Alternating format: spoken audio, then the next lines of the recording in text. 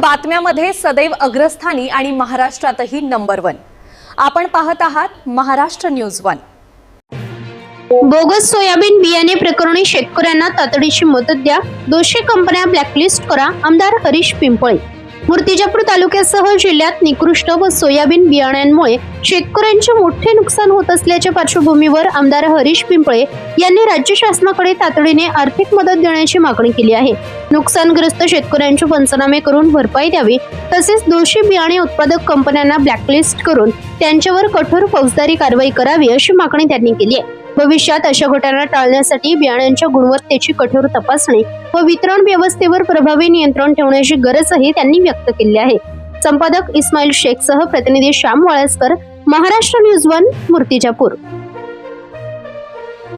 संपूर्ण जिल्ह्यामध्ये आणि माझ्या मूर्तिजापूर मतदारसंघामध्ये जे सोयाबीनच्या 10 कंपन्या आहेत, त्यांनी जे बियाणं विकलं ते सबसेल फेल झालं।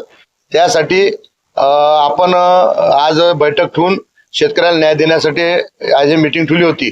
पण यामध्ये आज जिल्ह्यात जर आपण पाहिलं तर 1722 म्हणजे शुक्रवारपर्यंत, कारण शनिवार रविवार सुट्टी होती, आजचं सोडून 1722 शेतकऱ्याच्या जिल्ह्यातनी तक्रारी आलेल्या आहे आणि माझ्या मतदारसंघातनी 458 आणि 662 1000 तक्रारी माझ्या मतदारसंघातल्या आहेत। यामध्ये जर आपण पाहिलं तर ज्या कंपन्या आहे याच्यात मोठ्या प्रमाणावर बूस्टर आणि रवी सीड हे फेल निघाला आहे आणि त्यामुळे शेतकऱ्यावर दुबार पेरणीची वेळ आलेली आहे। शेतकरी हवालदिल झालेला आहे। या कंपन्यांवर गुन्हे दाखल करून यांना ब्लॅकलिस्ट करून आणि यांच्यापासून शेतकऱ्यांना मदत दिली पाहिजे यासाठी आपण मीटिंग लावली होती।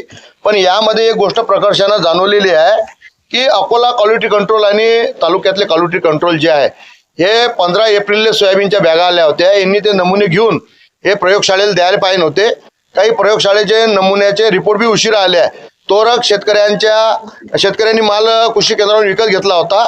यामुळे शेतकऱ्याची फसवणूक झालेली आहे आणि या कंपन्यांवर आपण गुन्हे दाखल करा। अशा आपल्या 10 कंपन्या आहे आणि आता जे रिझल्ट आलेले आहे म्हणजे शेतकऱ्यांनी बी घेतलं, पेरलं, फेल झालं, तर जे नमुने आले 183 नमुने फेल निघाले आहेत जिल्ह्यातनी।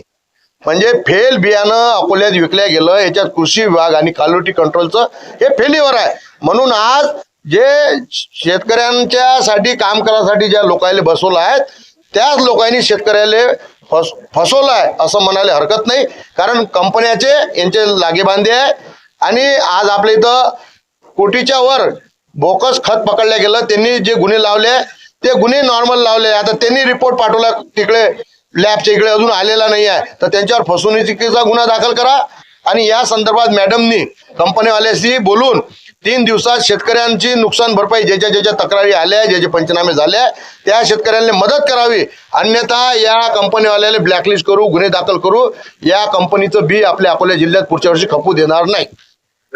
त्यांची डी स्टार्ट करा, डिपार्टमेंट इन्क्वायरी, आणि त्यांची जे मालमत्ता आहे त्यांची चौकशी लावा असं मी मॅडमला सांगितलं आहे। आणि तशा परीचं पत्र सीएम साहेब, कृषी मंत्री, सचिव आणि मॅडमला सुद्धा देणार आहोत। महाराष्ट्रातील ताज्या घडामोडी व महत्त्वाच्या बातम्या पाहण्यासाठी आजच आमच्या महाराष्ट्र न्यूज 1 या चॅनलला सबस्क्राइब करा व बेल आयकॉनला प्रेस करा। धन्यवाद।